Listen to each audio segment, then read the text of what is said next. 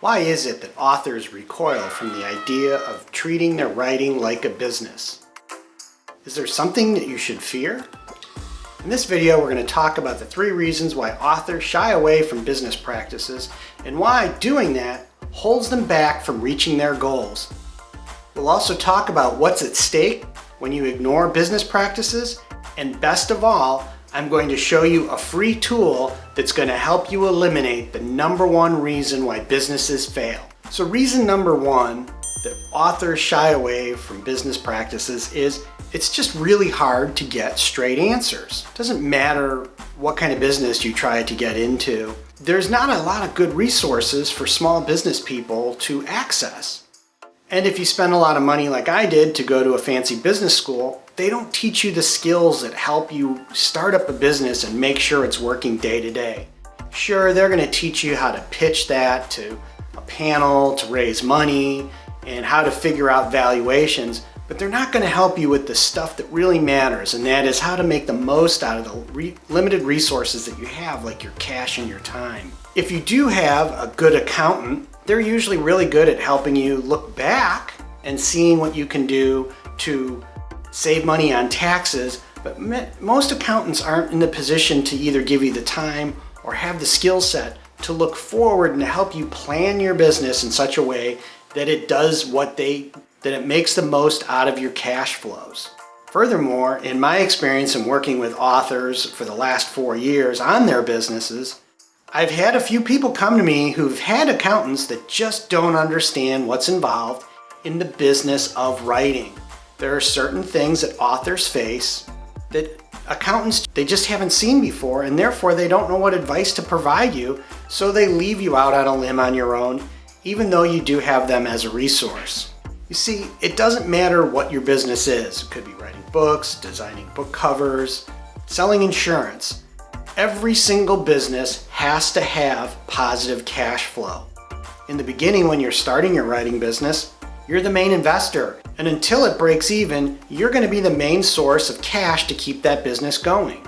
Not sure what I mean by a break-even analysis? Well, in a minute, I'm going to give you a tool that's going to help you do that, specifically designed for authors, and it's going to help eliminate the #1 reason why businesses fail, and that is running out of cash. If you don't know how much cash you need, how can you plan to have it there in the first place? The #2 reason that authors shy away from business practices is it's not sexy.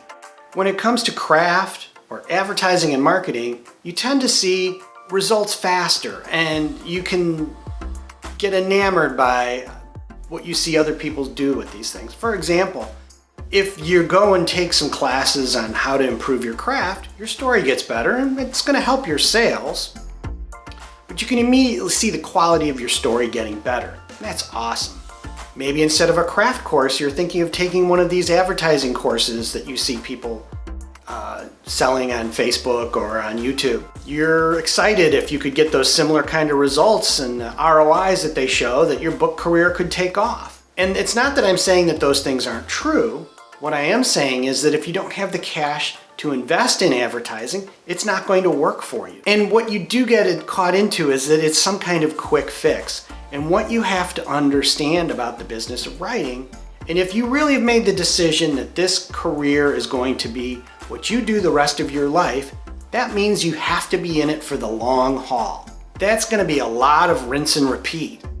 And what do I mean by that? Well, you're going to be doing the same things over and over again. Writing books, launching those books, marketing those books. Along with that, as your business scales up, you're going to need to be doing things like filing your taxes, making sure that you have a business plan that you can execute, that your business is giving you the money you need to live on today and money that you'll need in the future when you want to work less.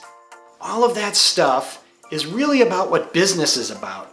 And by using these powerful business tools that are available to you, you'll get more bang for your buck. If you're interested in learning how to apply business practices to your writing, you're in the right spot.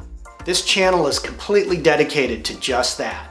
And there's tons of resources here for you to tap into. Whether it's videos like this, whether it's the interviews I do with 6- and 7-figure authors talking about how they have made their business take off, All of these things are here for you to learn how to be a better business person in the game of writing. Now, the third reason that authors tend to run away from business is there's math involved. The whole idea of having to learn how accounting works, or maybe if you took it in high school or college, if you have bad memories from that, whatever the reason is that you have this hesitancy to think about numbers and tracking these numbers and applying mathematics or the principles of accounting, understand that these are skills that you can learn, and once you learn them and start applying these practices, your business will begin to perform better. One of the main reasons that businesses fail in the United States, it doesn't matter what industry, it doesn't matter what the economic conditions are, and these numbers that I'm quoting come from the Small Business Administration and the US Census Bureau and cover over 100 years of businesses going in and out of business. The number one reason is they run out of money. And the chances of that happening in your first year are about 20%. So 1 in 5 businesses are going to fail in the first year. So it's super important if you're beginning your author career that you plan out the cash you need to get to the other side. Remember what I said earlier in this video. As the investor in this business, you're going to have to continue to put money into this business to get it to where it needs to go until it starts making money at that break-even point and begins to pay for itself. Now, even when that happens, you're a ways away from becoming independently wealthy and not having to have another job. But we have to get past that first stage, and that stage of break-even requires you to understand what that break-even number is. So I have a fantastic tool that you can go to this link and you will be able to build out your budget for the next 5 years. It's super simple. You don't have to do any math. I do the math for you. All you have to do is plug in the numbers that are required. Put in how many words per day you can write, the number of days you'll be writing, the number of weeks you'll be working, a bunch of information about your costs, and then it will produce for you a 5-year budget with sales and costs that you'll understand exactly how much money you'll need to have to get to where you want to go with your career. And because it's a dynamic model, you'll be able to make adjustments to set it up in a way that suits you. Maybe you have really ambitious plans to pump out a bunch of books, and once you put in that, even though you're maybe able to write that many books, you realize you just don't have the cash to get those books to market. So now you can make adjustments and get your expectations set right. So after you get done subscribing to this channel and turning the alerts on so you get updates as I put them out, go to joesolari.com and the Author Capital Planner and use that tool to create your business plan. And by doing so, you're going to put yourself in the top 1% of businesses in the United States. The reality is that most small businesses don't ever create a business plan. Now, I'm not saying you're going to follow this to the letter, but by having this plan, you're going to have a better understanding of the expectations that you have put on yourself and what's real and what isn't. And you'll find that the plan won't come out as you exactly set it up, but you'll do way better than you would without it.